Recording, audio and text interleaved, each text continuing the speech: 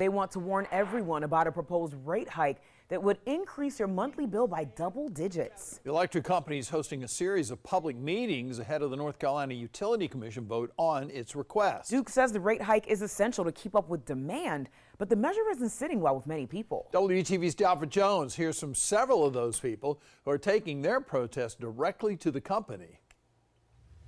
Well, the message is simple. Duke Energy customers say they have no interest in paying more for electricity, so they're using rallies like what we saw here at the Mecklenburg County Courthouse to spread the word of what's at stake.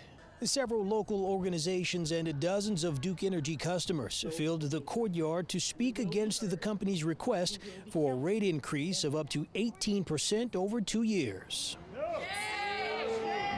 I thought they made $5 billion last year.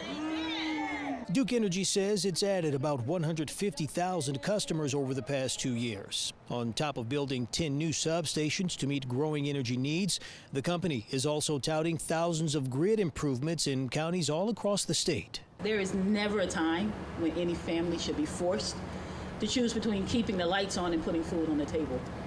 Yet today, Duke Energy has asked for more while people have less. Organizers of Wednesday's event tell us the rally serves as a warning to all of Duke Energy's customers. And especially those who are already living paycheck to paycheck.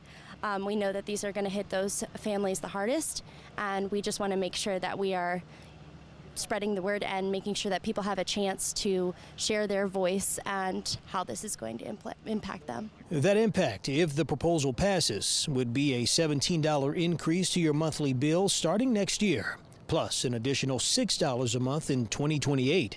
Before the Utility Commission vote this fall, Duke is hosting public hearings to hear directly from customers. Cameras were not allowed in the courtroom, but we were there and heard customer after customer address why they don't want a rate hike. There are people right now in the summer who you can walk into their house and it's 90 degrees.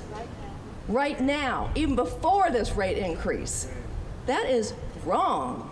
On top of the proposed rate hike, Duke Energy asked state regulators earlier this year for higher electricity rates for millions of their customers, citing an estimated $800 million in fuel costs and power during that extremely cold stretch of weather we saw earlier this year. However, both measures would need to be approved by the state.